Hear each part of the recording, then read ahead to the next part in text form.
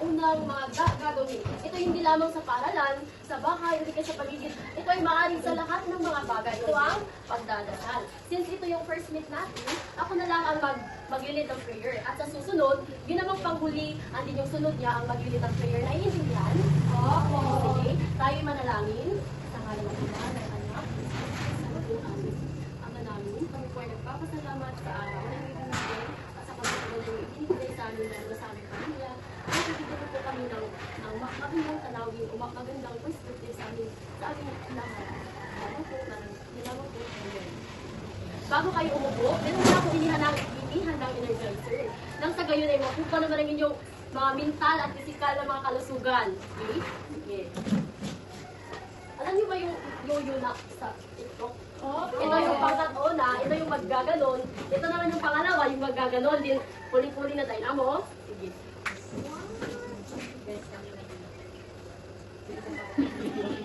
Again.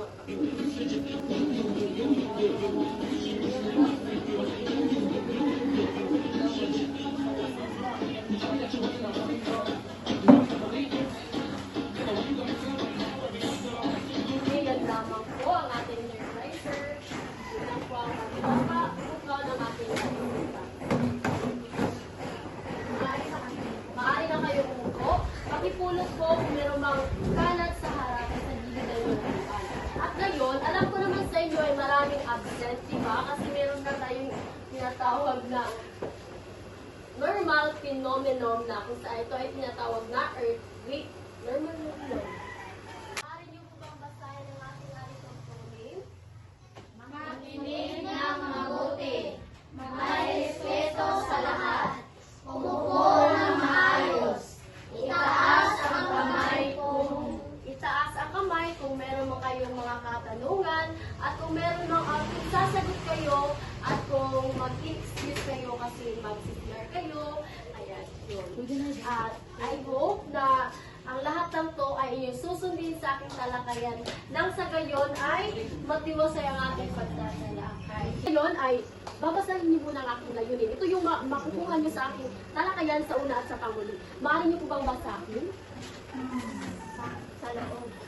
Sa loob na itinatang oras, ang mga aral ay inaasahang nakakapagliwanag ng kaalaman sa mga unang ibibigay ng guro sa mga aral na may ugnayan sa paksang itatalakay.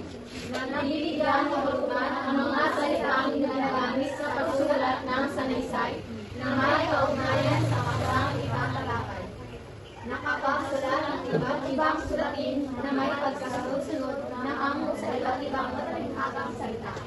Napapangalagaan ang mga pagkanghilig sa pagsulat ng sanaysay bilang paraan upang ipahayag ang mga isinukan lipunan sa pamamagitan ng isang sulatin. At yun po ang aking layunin at inaasahan ko at yun ay iyong makakamtan pagkatapos ng aking talakayan. At ngayon, gawain na naman. At papagating ko muna kayo sa tatlong pangkat kasi maliit lang tayo. Okay, hindi na kayo magka-count. Ito na yung unang pangkat. Kayo namang tatlo ang pangalawang pangkat at kayo naman ang pangatlong pangkat. Okay, itong pagbungkang.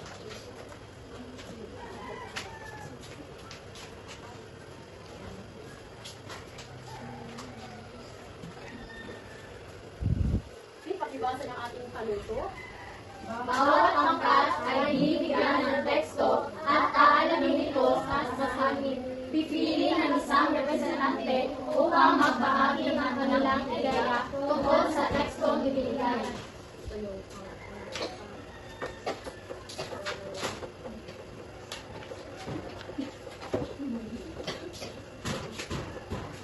Bibigyan ko lamang kayo ng 2 minuto. At mag-start na ito ngayon.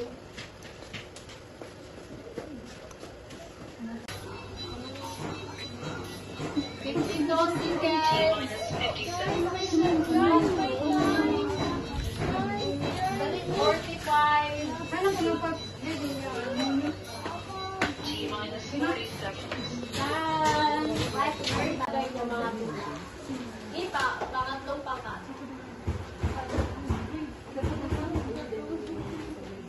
Ating mga ating pagtingin ang dalawang mata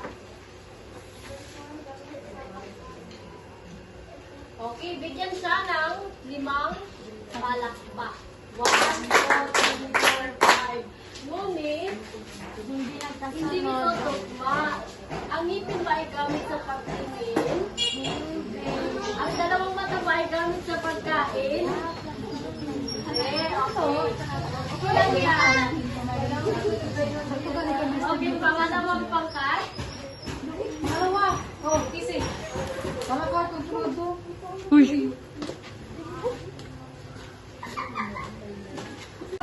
Sa paglakad natin, kamay ay gagamitin sa ating pagtulog. Okay, bigyan siya ng 3 palakpak. 1, 2, 3. Pagkapalan sa kanya ng sagot sa unang pangkat. Ang paglakad ba, kamay ba ang gagamitin natin sa paglakad o nagkamang bayan? Sa ating pagsulat naman, paa ba itong gigamit? Madili. Okay. At ang unang pangkat naman.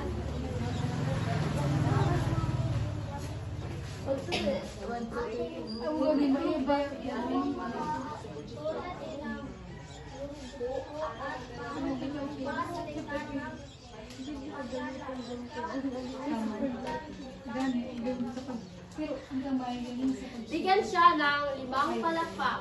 1, 2, 3, 4, 5. Ngunit, magkaparehas lang kayo ng mga sagot. Sinunod nyo yung mga number na nakalagay. Okay lang yan. Ngayon, ay meron bang makapagsasabi ko ano ang ating itatalakay?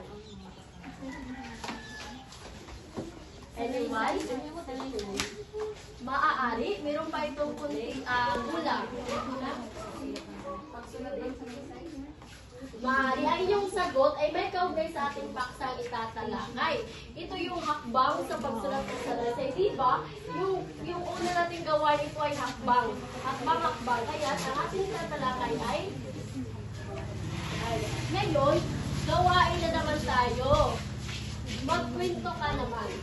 May inihandang kanta ang guro at ito ay tinatawag na stop dance. Kung saan, tatawagin ng guro ang pangkat tapos uupo kapag binanggit ang kanilang pangkat. Naiintindihan po ba? Okay, sige, elaborate ko na lang. Ito yung pangalawang pangkat. Unang pangkat, pangalawa at tatlo. Di ba yung stop dance, kapag i-stop yung music, mag-stop ka mo. Pero pag sinabi ko, one yung mag-uupo. Yes? Pero yung pangatlo at dalawa, hindi sila uupo. Yung 1 lamang na sinasabi ko. Oo, mag-dance ka mo.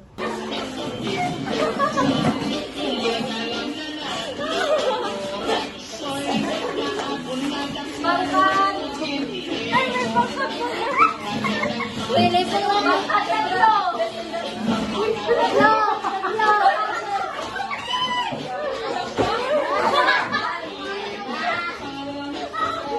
Okay, Ginoong Nakundi ay si Ginoong Glenn. Okay, sige, magbibigay na sa akin ng mga uri ng sulatin. Ito ay pwedeng alamat, basta sulatin.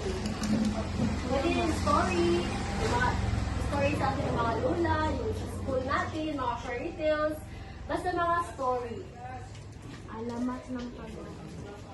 Tama! Ang ibong Adarna po ay itong flyers na nakikita sa TV at meron po dito sulatin. Bigyan mo siya ng Donisha class. 1, 2, 3, 1, 2, 3, very good, very good, very good. Maaari na kayong umupo. At ang ating itatalakay ay tungkol sa hakbang sa pagsulat ng salaysay. O di ba kanina yung ibong Adarna, yung kanyang example. At ang una ay pumili na sa general subject area na nais mo. Di ba kapag sumulat ka ng isang salaysay, maaari po bang dalawa ang iyong pamagat? Hindi. Di ba isa lang? For example, yung isusulat mo is pandemya. Maaari mo bang itong ilalagyan ng / Miss Universe? Di ba hindi pwede? Kapag sumulat ka ng isang salaysay, ay kinakailangan ka pumili lamang ng isa. Nang sa gayon ay makapokus kayo sa inyong paksa na sulatin. At ang pangalawa, ilista ang lahat ng iyong naisip o ideya. Dito, di ba kapag susulat tayo ng salaysay, for example tayo mga mga elementary or high school.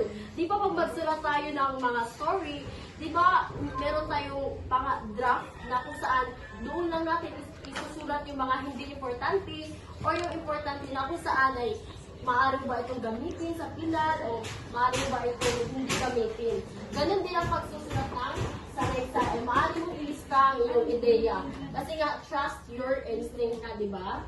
Okay, at ngayon ay mag-stop dance na naman tayo. Ang pangatlong pangkat ay hindi na sila kasi tapos na. Ang una na lang at ang pangalawa.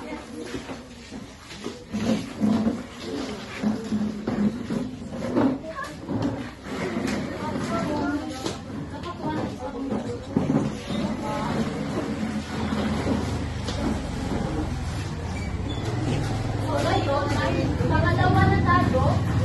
Dalawa kayo magbibigay ng halimbawa. Okay. Okay. 1, 2, 3, go!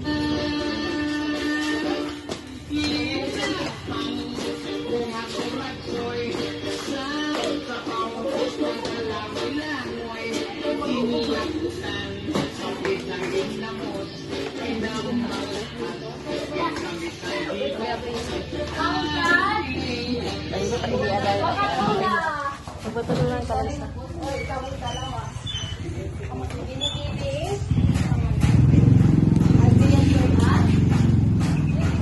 Ganun mo ang inyong ibibigay na lumawa katulad kay Ginoong Aljon. Ay magbibigay din kayo ng mga sulatin na kung saan ito ay maaaring tawagin salaysay. Maaring formal, maaring namang informal. Yung formal yun yung mga news, public, yung informal yung mga diary.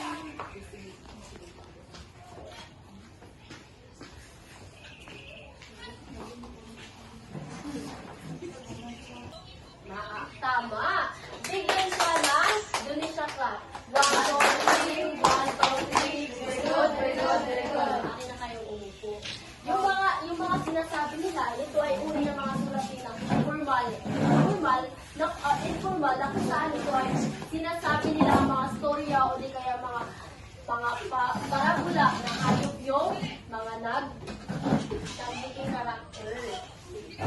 Magsagawa ng pagbasa, pagsasaliksik o mapag-isip pa ng mahalagang bagay. Of course, kung isa kang matalinong bata, maaari kayong magbasa. Kasi ang magbasa ito ay mahalagang sangkap ng pagiging matalino. Sino po ba dito mahilig magbasa? Kastilan! Kumanta. So, yung pagbabasa po ito ay bahagi ng 3 R's. Alam niyo ba yung 3 R's? Yung po ay kinakailangan talaga na malaman ng isang bata. Yung reading, writing, yun ang kinakailangan na malaman ng isang bata. Kapag siya ay naka-school or naka-grade 7, gano'n. Okay. Sa pagsasagawa ng isang salaysay, di ba kanina yung ideya niyo isulat? Ngayon naman, kinakailangan ka magsagawa ng pagsasaliksik.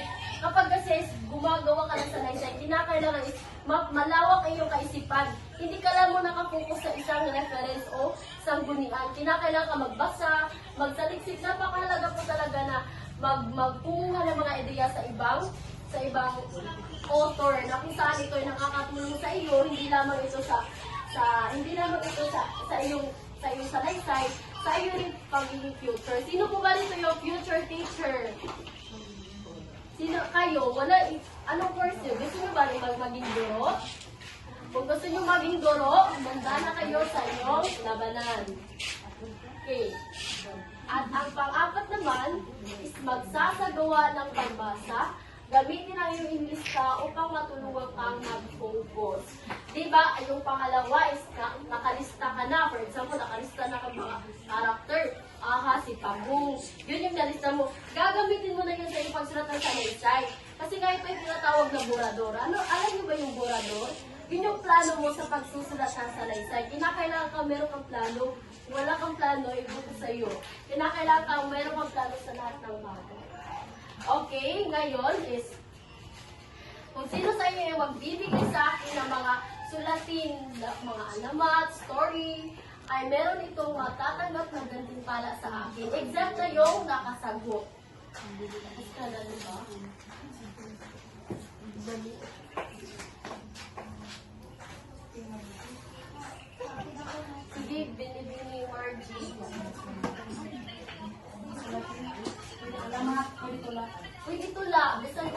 Basta kayo sulat.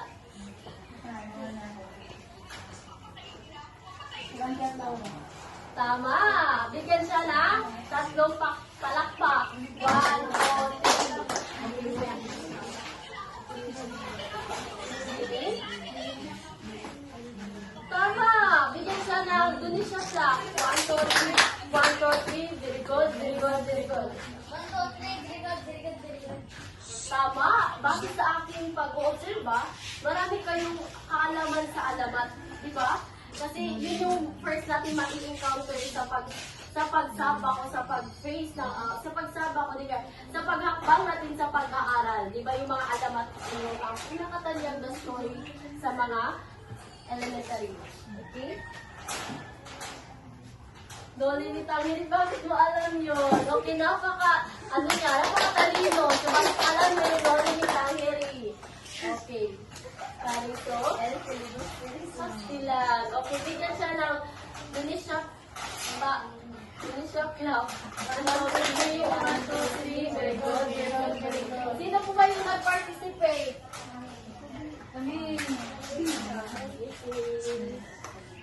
Sino pa?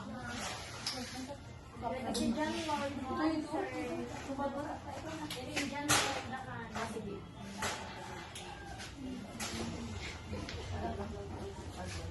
Ano?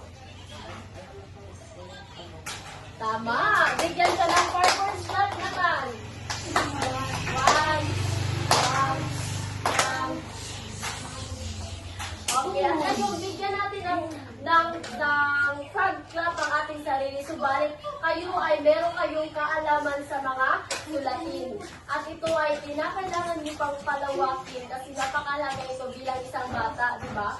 Kasi kapag bata pa tayo is marami tayong matutunan kasi yung ano natin is hindi ka pa nakapokus sa problema. Yung iyong iniisip mo lang ay tungkol sa iyong future, na kung saan is hindi ka pa teenager. Kaya magbasa kayo mga bata. Naiintindihan? Okay, bigyan natin ng frog clap. 1, 2, 3, papo, papo, kakabit. 1, 2, 3, papo, papo, kakabit. Mga bata, kumusta kayo? Ako nga pala ako yung guro ngayon. Ako si Teacher Gisa. Just call me Teacher Gisa, okay? Okay, ngayon is magpo-continue lang ako sa mga discussion ni Miss Beltran. So yung aming title na aming ibabahagi sa inyo or itatalakay, ito yung hakbang sa pagsulat ng salaysay. Alam niyo na ba kung ano yung salaysay? Ang salaysay, dito natin na ibabahagi ang ating mga emosyon or idea. Dito, meron tayong mapupulot na mga bagong idea or meron tayong mapupulot na magandang aral. So, ngayon, sisimulan natin ang ating talakayan. Handa na ba kayo? Okay.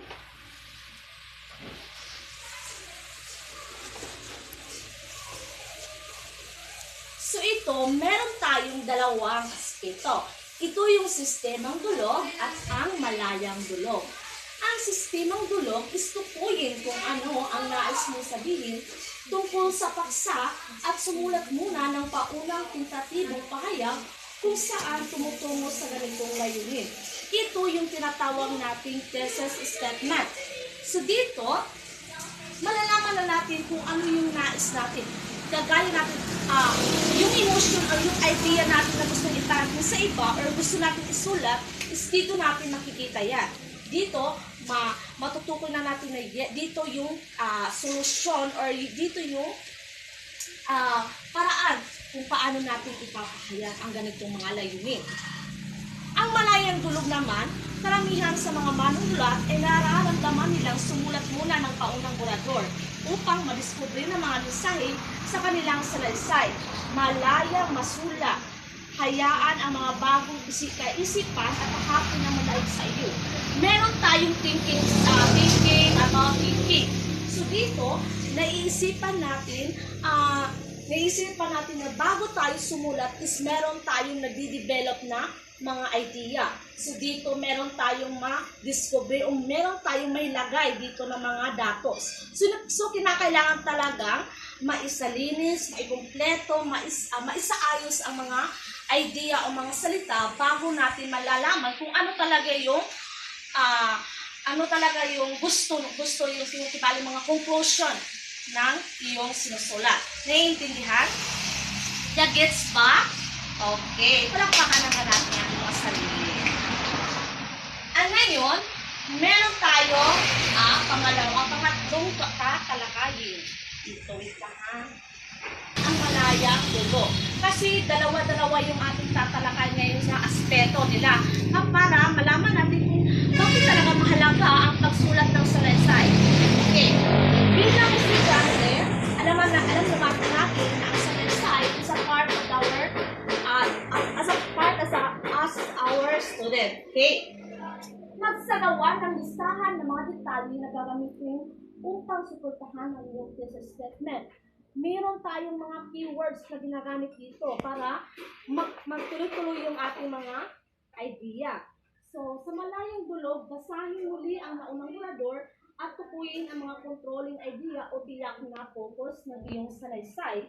Ang ganitong pakayag sa paksa ay kinakailangan lumitaw sa panimula ng iyong salaysay. So, kinakailangan natin dito may keywords tayo. Dahil ang keywords, doon tayo magsisimula kung paano natin isasaayos yung mga salita na ating ilalagay sa ating salaysay. So, mapagpalang hapon sa inyong lahat. Magandang hapon po. Mag-upo ang lahat. So, bago natin magsimula ang ating talakayin hapon na ito ay ako muna ay magpapakilala. Ako nga pala si Binibining Rosmichelle Joy Di Calamba, ang inyong guro sa hapon na ito. Ang ating kung ano ang salaysay. Ang ating paksa ngayon ay ang patungkol sa hakbang sa pagsulat ng salaysay. May dalawang uri ang salaysay. Ito ang sistemang dulog at malayang dulog. So, maaari nyo bang basahin kung ano ang nakalagay dito sa sistemang dulog? Maaari nyo bang basahin? Ayusin ang mga pagsitalay sa isang maayos na balangkas.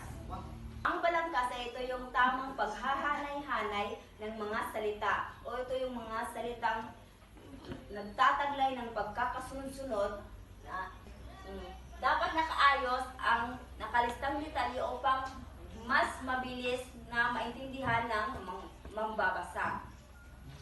So, sa malayang dulog naman ay maaari mo bang basahin binibining flower kung ano ang nakalagay dito? Subuking balangkasin ang developmental na paragrafo ng iyong unang burador. Magdagdag, magbura at muling isaayos ang mga idea o talikong kinakailangan. So, maraming salamat, binibining. Okay. Sa malayang dulog ay subuking balangkasin ang developmental na paragrafo ng iyong unang burador. Dapat sa unang burador o draft pa lang ay dapat ito ay nakabalangkas. O nakabalangkas ang developmental na paragrafo. Upang sa gayon ay malinaw na babaguhin at maiiwasan ang pulot-ulit na burador. Pwede ka rin magdagdag, magbura, at muling isaayos ang mga ideya o detalye kung ito ay kinakailangan. Kaya napakahalaga talaga o napaka-importante talaga kung paano tayo magsusulat ng salaysay. Ito yung mga hakbang sa pagsulat ng salaysay upang mas maging maganda yung nag-epekto ng ating pagsusulat ng salaysay. Naintindihan niyo ba mga bata? Oo, teacher! So, punta naman tayo sa sistemang dulog. Maaari niyo bang basahin kung ano ang sistemang dulog na nakalagay sa pisara? Kung kailangan mo na nakakalagdagang suporta sa iba pang bahagi ng iyong salaysay, magbasa ng saliksik o kaya mag-isip pa kung kinakailangan. Meron po ba kayong mga idea o opinion sa nakalagay dito? Wala po. Okay, maraming salamat. Sistematikong dulog kung kailangan mo pa ng karagdagang suporta sa iba pang bahagi ng iyong salaysay. So, sino ang makapagbibigay ng idea o opinion patungkol dito? Anyone? Just? Diba tama? So, sa sistematikong dulog, ng mga karagdagang suporta o impormasyon ay dapat tayo magsalisik para mas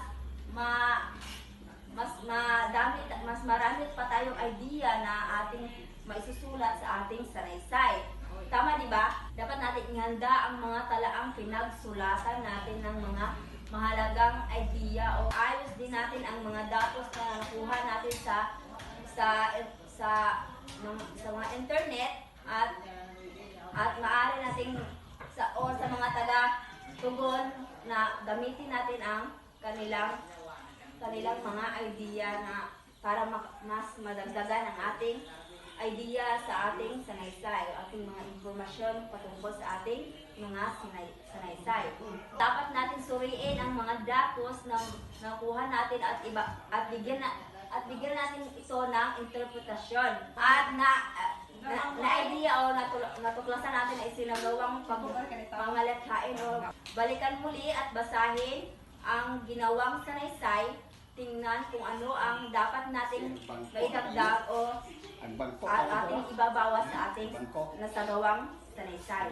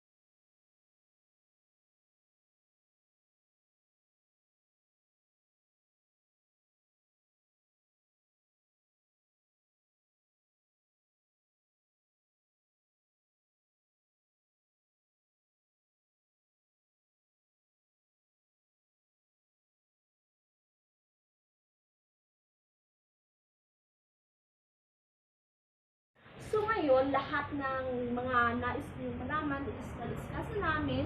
So ngayon, isusumari lang natin mo. Ang ating tinatalakay ay tungkol sa hakbang ng salaysay na kung saan ito ay mahalagang sangkap upang magkaroon ng magandang idea sa pagsulat ng salaysay at maging organisado ito. Dapat organisado sapagkat dito na ibabasa ng mga magbabasa na kung ano talaga yung nais mo itahiwatig. Hindi lang tayo magsusulat ng walang patutunguhan kasi hindi naiintindihan talaga ng mambabasa, no? So, kinakailangan organisado at kumpleto. Naiintindihan? So, yan lamang ang aming talakay ngayon. Magandang araw sa inyo. At ang aralin ngayon sa hapon na ito ay makinig kayo sa aking panuto. Sa isang buong papel o sa isang buong malinis na papel ay gumuhit kayo ng litrato patungkol sa hindi pagkapantay-pantay na pagtrato ng mga mahihirap sa mga mayayaman. At sa likod nito, sa likod ng inyong papel ay dapat nakalagay kung ano ang kahulugan ng inyong ginuhit doon. Ilagay nyo kung ano ang ibig sabihin ng inyong ginuhit at kung ano ang nakapaloob sa inyong papel.